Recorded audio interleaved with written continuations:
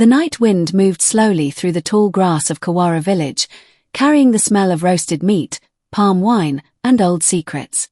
Drums beat softly in the distance, not for celebration, but to welcome an important guest.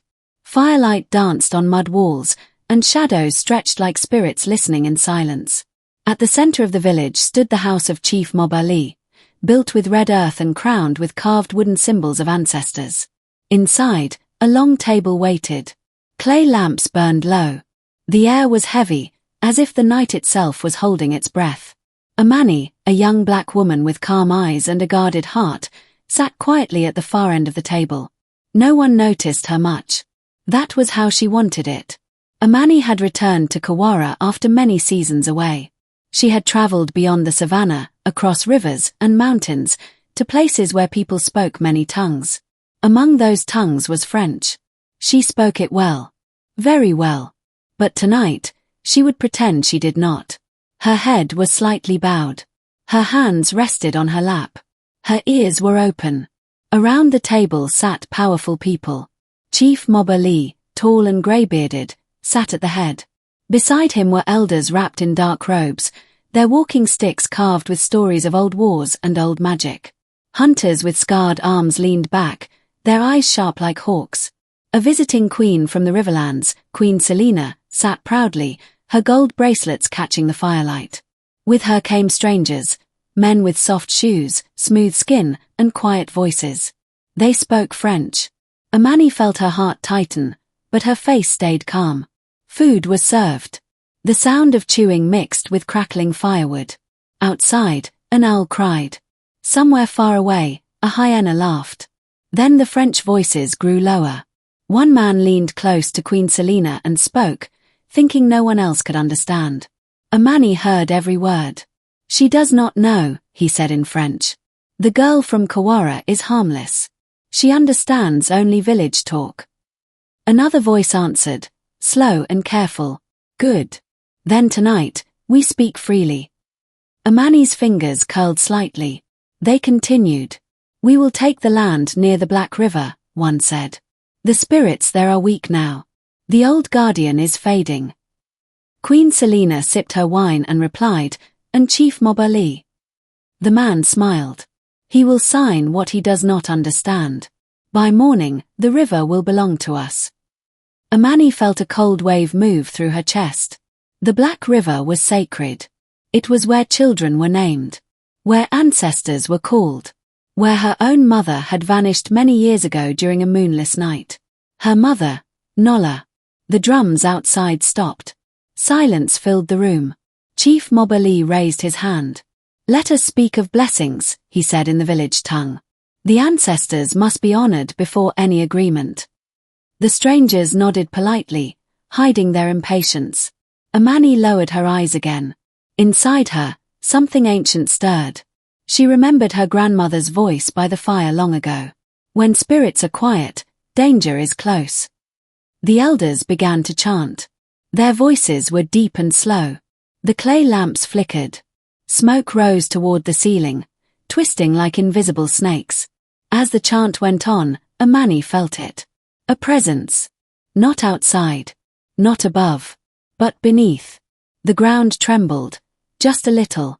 No one else seemed to notice. Then she heard it. A whisper. Not in French. Not in the village tongue. But in the language of spirits. Amani. Her breath caught. She did not look up. She did not move. The whisper came again. Closer. They planned to break the river. Her skin prickled. Her heart beat louder than the drums ever had. She knew that voice. It was the same voice she had heard as a child, the night her mother disappeared into the Black River's mist. The elders finished the chant. Chief Mob Ali smiled, unaware of the storm gathering in silence. Queen Selina stood. "Tonight, we eat as friends," she said. "Tomorrow, we speak of progress." Progress. Amani swallowed hard. The strangers laughed softly. One of them spoke again in French. "Careless now. She is still quiet," he said. "Like a shadow." "Yes," another replied. "Shadows cannot stop what is coming." Amani slowly raised her head. Firelight touched her face.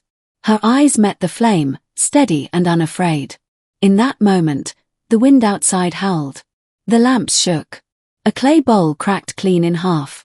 An elder gasped. A hunter reached for his spear. Chief Moberly frowned. "The ancestors are uneasy," he said. Amani stood. All eyes turned to her. Her voice was calm, clear, and spoken in perfect French. "You should not speak of the Black River so lightly," she said. The room froze. The strangers stared at her. Queen Selena's smile disappeared. Amani continued, her words sharp as iron. "That river listens. And it remembers." The wind rushed through the doorway, blowing out 2 lamps at once. Darkness fell like a warning. And somewhere far below the earth, something ancient awoke. Darkness stayed in the house long after the lamps went out. No one spoke. The wind pushed through the doorway like an angry spirit, lifting dust and ash from the floor. Outside, dogs began to howl. Far away, drums answered with a slow, warning rhythm. Chief Moberly was the first to move. He struck his staff on the ground. "Light the lamps," he commanded. A young boy hurried forward. Fire returned, weak and shaking. Shadows jumped across the walls like restless ancestors. All eyes stayed on Amani. The strangers from the Riverlands stared at her as if she had grown horns. One of them whispered in French, full of fear, "She understands everything." Queen Selena rose slowly from her seat. Her bracelets no longer shone. Her voice was smooth, but tight. "You surprise us, daughter of Kawara," she said. "Why hide such knowledge?" Amani did not bow. She did not apologize. "I hid because truth moves freely when people think you are deaf," she said. Murmurs spread among the elders. Hunters shifted their weight. The fire popped loudly, breaking the silence. Chief Moberly studied Amani's face. His eyes were sharp, searching. "You left this village as a child," he said. "You returned as a woman of many tongues. Why come back now?" Amani opened her mouth to answer, but before she could speak, a loud boom echoed from outside. The ground shook. Clay pots fell and broke. A baby cried somewhere in the night. An elder shouted, "The earth speaks." Another whispered, "The river spirits are angry." Chief Moberly raised his hands. "Enough," he said. "No more talk tonight. Spirits walk freely when words become dangerous." The strangers looked uneasy. One of them leaned toward Queen Selena and whispered in French, "This place is cursed." Amani heard him. She felt the same cold presence again, deeper now, like a hand pressing against her back. The whisper returned. "Do not let them sleep." She closed her eyes for a brief moment. When she opened them, her path was clear. Later that night, the village lay under a restless moon. Clouds covered and uncovered its pale face. Fires burned low. No one slept well. Amani sat alone near the edge of the village, beside a dying fire. The forest stood before her, dark and thick. The Black River lay beyond it, unseen but felt. Footsteps approached. It was Elder Baku, the oldest man in Kawara. His back was bent like an old tree, but his eyes were bright. "You have your mother's spirit," he said softly. Amani's throat tightened. "You remember her?" Baku nodded. Nola listened when the river spoke. "That is why it took her." Amani's hands shook. "Is she dead?" Baku looked toward the forest. "The river does not kill its own. It keeps them." Before Amani could speak, another voice joined them. "You fill her head with fear," Chief Moberly said, stepping into the firelight. Amani stood. "Chief, they plan to steal the Black River. They said the guardian spirit is weak." Moberly's face hardened. "You listened to foreign tongues instead of trusting your elders." "The ancestors warned us tonight," Amani replied. "You felt it too." The chief said nothing. From the darkness, a hunter ran toward them, breathing hard. "Chief," he cried. "The strangers are leaving the guest house. They carry maps and charms. They head toward the forest." Queen Selena's men. Moberly clenched his jaw. "At this hour?" Amani stepped forward. "They go to the river." The drums began again, louder now. A warning beat. Mobali raised his staff. Hunters, follow them. Elders, prepare the shrine. He looked at Amani. You will stay here. Amani met his gaze. No, this is my path. Before he could answer, a sharp scream echoed from the forest. Then another. Then silence. The hunters froze. A cold mist rolled from between the trees, thick and fast. It smelled of wet earth and old blood. Elder Baku whispered, "The river walks." Amani felt the presence rise like a wave. She stepped into the mist. Inside the forest, the air was heavy. Leaves whispered though there was no wind. The moon disappeared completely. Amani heard voices ahead, French voices, frightened now. Something is following us. I told you this land was wrong. Then a deep growl, not of any animal Amani knew. One man screamed. His torch fell. Darkness swallowed him. Amani moved forward, heart pounding. She reached a clearing where the trees bent inward, forming a broken circle. At its center stood a stone covered in old symbols. The guardian stone. Cracked. Bleeding dark water. Queen Selina stood there, chanting softly. Her men lay unconscious around her. She turned slowly, smiling. So, she said, the river sent its daughter. Amani's blood ran cold. You know who I am, she said. Yes, Queen Selina replied. Your mother tried to stop us once. The river hid her away. Amani's chest burned with anger. Then I will finish what she started. The ground shook again. The growl returned, louder. Water rose from the cracks in the stone, forming a tall, shadowy shape. The guardian was not dead. It was waking. Queen Selina laughed, but fear shook her voice. Do you think it will listen to you? Amani stepped closer to the stone. She placed her hands on it. The whisper became a roar. Amani. The forest held its breath, and the river waited for her answer. The stone beneath Amani's hands was cold, yet alive. It pulsed like a heart buried in the earth. Dark water flowed from its cracks, running over her fingers. The forest stood still. Even the insects were silent. The shadow rising from the stone grew taller, shaping itself like a man made of water and night. Its eyes glowed faintly, like moonlight beneath deep waves. Queen Selina stepped back, her laughter gone. So the guardian still breathes, she said. Weak, but breathing. Amani did not look at the queen. Her eyes stayed on the spirit. Guardian of the Black River, Amani said, her voice shaking but strong, I have returned. The shadow leaned closer. The smell of rain and old earth filled the air. You carry her blood, the spirit said, its voice like water rolling over stones. But blood alone is not enough. Images flooded Amani's mind. She saw the Black River as it once was, wide and clear. She saw ancestors dancing on its banks, drums beating, firelight shining on painted faces. She saw her mother, Nola, standing barefoot in the water, singing in the language of spirits. Tears ran down Amani's face. My mother, she whispered. Where is she? The guardian's form trembled. She chose the river, it said. To save it. To seal the wound you now see. Amani turned to Queen Selina, her eyes burning.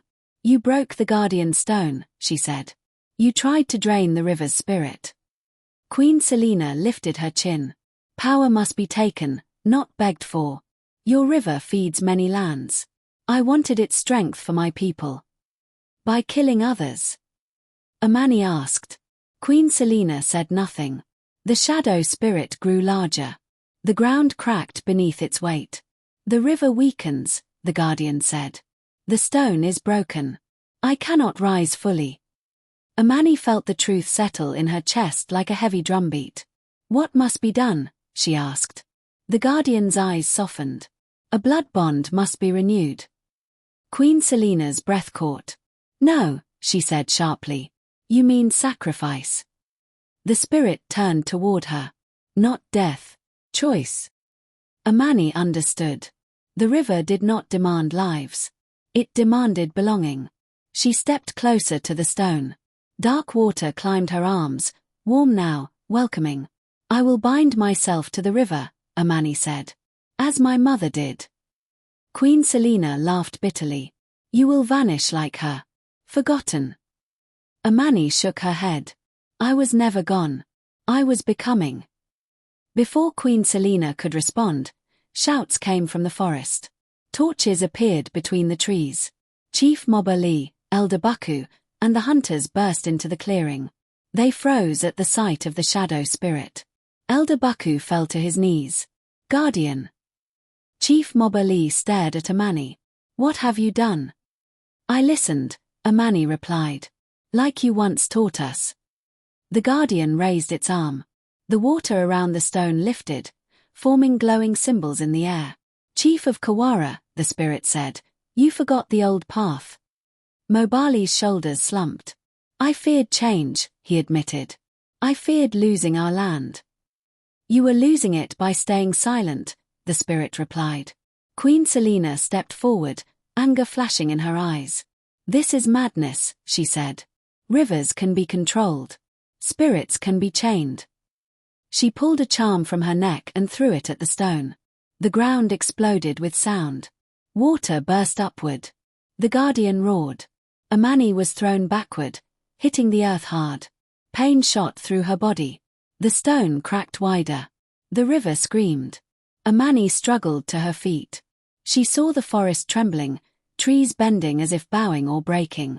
The night sky turned dark red. Elder Baku shouted, the balance is breaking. Amani ran back to the stone. She ignored the pain, the fear, the shouts behind her. She placed both hands on the cracked surface again. Mother, she cried. If you can hear me, guide me. The water around her shimmered. Then, from the river mist beyond the trees, a woman stepped forward. Her hair flowed like water. Her skin glowed softly. Her eyes were deep and calm. Nola, Amani breathed. Her mother smiled. My child, Nola said, her voice gentle as rain, you finally heard the river. Amani fell to her knees. I was afraid I lost you. Nola shook her head. I became more. She turned to the Guardian. The bond must be shared, not carried alone. The Guardian bowed. Nola reached out and touched Amani's forehead. Warmth spread through her. Stand, Nola said. Not as sacrifice. As bridge. Amani stood. The water rose around her, lifting her feet from the ground. Symbols glowed on her skin, the same symbols carved into the stone. Chief Mobali and the elders watched in awe. Queen Selina backed away, fear finally breaking her pride. You cannot stop what is coming, she whispered. Amani opened her eyes. They already stopped, she said. The river roared. The Guardian grew whole again, its form solid and strong. The cracked stone sealed itself. The forest exhaled. But Amani felt it clearly now. This was not the end.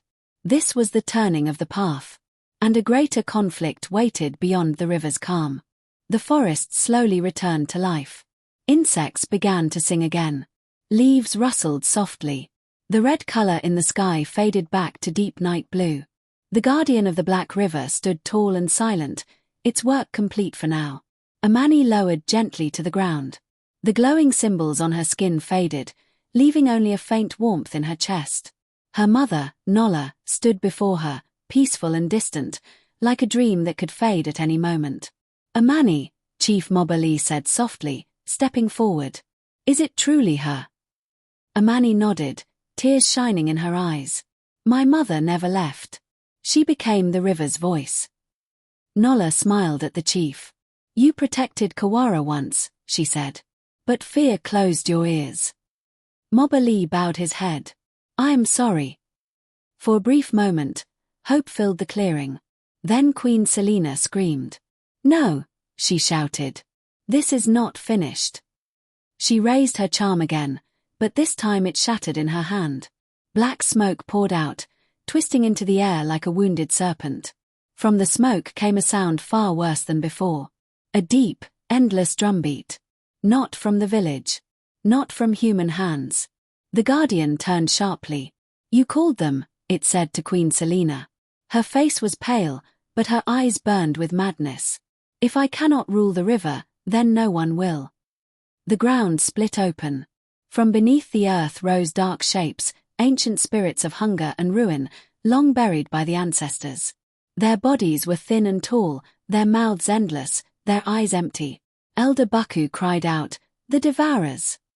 Hunters raised their spears, but their hands shook. Amani felt the warmth in her chest turn heavy. Nola stepped back, her form flickering. "These spirits feed on broken bonds," she warned. "They are drawn to fear."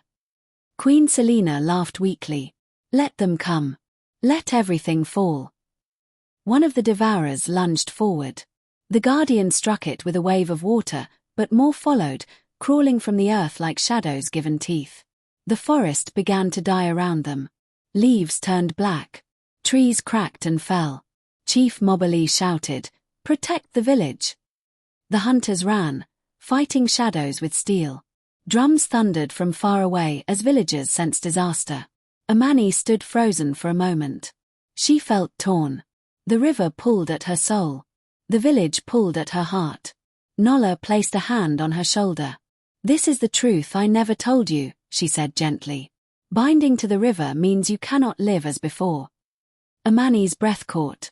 "You mean I cannot return?" Nola nodded slowly. "You can walk among them. But you will never fully belong to one world again." Amani looked toward the village lights flickering through the trees. She thought of childhood laughter, evening fires, simple days. Then she looked at the Devourers, at the dying forest, at the broken balance. Her jaw tightened. "I choose both," she said. Nola's eyes widened. "That path is dangerous." "So is fear," Amani replied. She stepped forward, placing herself between the Devourers and the village path. The Guardian spoke urgently. "Child of river and land, you cannot hold them alone." Amani raised her hands. "I will not hold them. I will face them." She closed her eyes. She remembered the languages she learned beyond Kawara, the world she walked through, the silence where truth lived. She spoke. Not in French. Not in the village tongue. But in a new voice, woven from both worlds. The Devourers screamed as sound struck them like fire. The earth shook. The river surged. But the effort tore at Amani's spirit. Blood ran from her nose. Her knees buckled. Nola rushed forward. "Enough." Amani shook her head. "Not yet." Queen Selena watched in horror. "You will destroy yourself." Amani turned to her. "No. I will end what you began." With one final cry, Amani slammed her hands into the earth. The ground opened, not in destruction, but in memory. Ancestral spirits rose, warriors, queens, elders, and children, glowing with ancient light. Drums thundered louder than ever. The Devourers shrieked, shrinking under the weight of remembrance. The Guardian joined them, water and spirit moving as one. Queen Selena fell to her knees, her power broken. "Stop," she begged. "Please." Amani looked at her, tears falling freely now. "You forgot that power without respect becomes hunger." The Devourers were dragged back into the earth, sealed by ancestral light. Silence returned, heavy and sacred. Amani collapsed. Nola caught her, holding her close. "My brave child," she whispered. "You have crossed the line I feared." Amani smiled weakly. "I am not lost." Nola's form began to fade. "No," she said. "You are becoming something new." As dawn's first light touched the forest, Amani felt a deep ache in her chest. She knew the hardest part was still ahead. Because saving the land was only the beginning. Living with the choice would cost her more than she imagined. Dawn should have brought peace. But the air above Kawara village felt heavy, like a sky holding back tears. Amani lay on the forest floor, her body weak, her spirit stretched thin like a drum skin pulled too tight. Around her, the ancestral spirits slowly faded back into the earth. The Devourers were gone, but their cold memory remained. Nola knelt beside her daughter, her form glowing faintly. "You have gone too far," Nola said, her voice full of both pride and fear. "The river cannot hold you forever in between." Amani struggled to sit up. "The village is safe." "For now," the Guardian said, its deep voice flowing like steady water. "But the balance demands payment." Chief Moberly stepped forward, his face worn and pale. Take my life, he said. I failed my people. The guardian turned its glowing eyes toward him.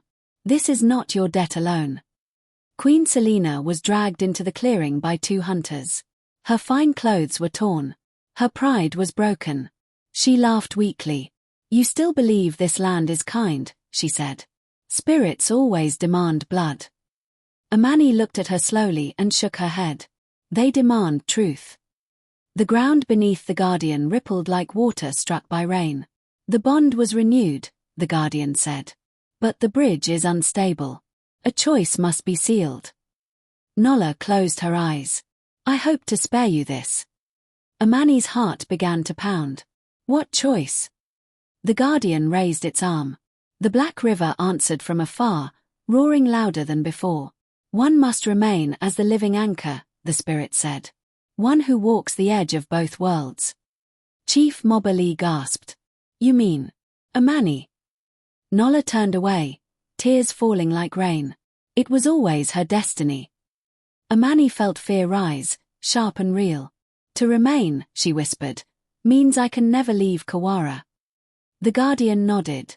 Nor fully belong to it. Queen Selena smiled cruelly. A prison made of duty. Amani turned toward her. No, a home made of purpose. The river surged closer, mist rolling into the forest. The earth hummed beneath their feet. Amani stepped forward. I accept, she said. Nola cried out. Child. Amani held her hand. You taught me to listen. Now let me answer. The guardian began the ritual. Water rose around Amani, lifting her once more. Symbols burned brighter than before, carving themselves into her spirit. Pain tore through her body like fire, but she did not scream. The forest darkened. Wind roared. Drums thundered from the village as if every heart beat in fear and prayer. Then something unexpected happened. Queen Selena screamed. The water wrapped around her legs. No, she cried. I did not agree to this.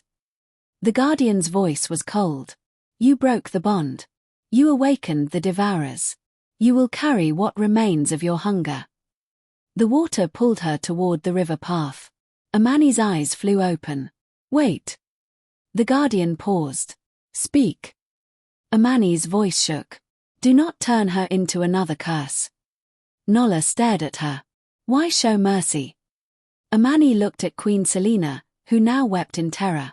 Because punishment without learning creates new monsters. Silence fell. Then the guardian spoke slowly. Then her fate is yours to decide. Amani took a deep breath. Let her live. Stripped of power. Forced to remember. The water released Queen Selena, leaving her broken and silent on the ground. The guardian nodded. So it shall be. The ritual continued. Light exploded from the river. Amani screamed, not in pain, but in release. The symbol on the guardian stone blazed, then settled into a new shape. A bridge. Not of wood or stone, but of spirit. Amani fell gently to the earth. The wind died. The river calmed. The drums stopped. For a long moment, nothing moved. Then Amani opened her eyes. They reflected water and fire at once. The guardian bowed. The balance is sealed. Nola knelt beside her daughter, tears of joy and sorrow mixed. You are more than I ever was. Amani touched her mother's face. Will you stay? Nola smiled sadly. I am the river. I am always near. Her form dissolved into mist, flowing toward the Black River. The sun rose fully now, bathing Kawara in golden light. Villagers arrived slowly, kneeling, whispering, crying. Chief Mobali bowed deeply. Kawara stands because of you. Amani looked over the land, forest, river, village. Her chest ached. The hardest moment was still coming. Because the price of being the bridge was not paid all at once. It would be paid every day. The seasons changed, but Kawara village never forgot that night. The Black River flowed steady and clear again. Fish returned. Children laughed on its banks. Drums sounded in joy, not warning. The forest healed, leaf by leaf, spirit by spirit.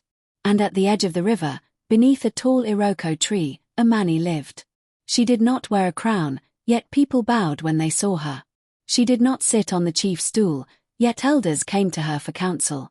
She was no longer just a woman of Kawara, and not a spirit either. She was the bridge. At dawn, she walked the river path, listening to the water speak. At night, she sat by the fire, listening to people speak. She translated not only languages, but truths. Sometimes, the river whispered of danger far away. Sometimes, it spoke of pain buried in human hearts. Amani listened to both. Chief Mobali ruled wisely now. He no longer feared change, and he no longer ignored the old ways. Before any decision, he asked, "What does the land say?" Elder Baku often sat beside Amani, smiling. "Your grandmother would laugh with pride," he told her. Amani would smile softly, but inside, her heart carried quiet weight. Because the bridge is never at rest. One evening, Queen Selina returned. She came alone. No guards. No gold. Her hair was streaked with grey. Her eyes held shame instead of hunger. She knelt before Amani at the riverbank. "I lost everything," she said. "But I found my hearing." Amani watched the river move gently between them. "Power that listens survives," Amani replied. "Power that refuses to listen destroys itself." Queen Selina bowed her head. "Teach me." Amani nodded. "First, you must learn to be silent." Queen Selina stayed for many moons, helping the villagers, carrying water, planting trees. She never ruled again, but she healed many wounds. The river accepted her work. Some nights, when the moon was full, Nola's voice rose from the water, singing softly. Amani would close her eyes and listen, feeling both comfort and longing. There were moments Amani wished for a simple life. Moments she missed walking away from responsibility. Moments she wondered what path she might have taken if she had stayed silent at that dinner table. But then she remembered. Silence almost killed the river. One day, travelers came from far lands, speaking fast words and carrying sharp promises. They wanted the river's strength, the forest's wealth, the mountain's bones. They spoke sweetly, but Amani heard the lies beneath their words. She stood before them and said calmly, "This land is alive. If you take without respect, it will answer." Some laughed. The ground trembled. The laughter stopped. They left in peace. Years passed. Children grew up hearing Amani's story told beside fires. Not as a tale of power, but as a lesson. They learned that wisdom listens before it speaks. They learned that knowing another language is not betrayal, but protection. They learned that pretending not to understand can reveal dangerous truths. And they learned that courage is not always loud. Sometimes, courage sits quietly at a table, listening. When Amani grew old, her hair turned silver like river foam. Her steps slowed, but her eyes stayed clear. One evening, she walked into the Black River at sunset. Villagers gathered, not in fear, but in respect. The water rose to greet her. Nola appeared, smiling. "You are ready," her mother said. Amani looked back at Kawara, at the land she saved, the people she loved. "I was never alone," Amani said. She stepped forward. The river embraced her gently. That night, the river sang louder than ever before. From that day on, whenever injustice whispered in secret, the river would stir. Whenever greed spoke in hidden tongues, the wind would answer. And elders would say to the young, "Listen carefully. The most powerful truth is often spoken when others think you do not understand." Moral lesson. Those who pretend not to hear may hear the deepest truth. Power without respect destroys itself. And when you listen to both people and the land, balance will always return.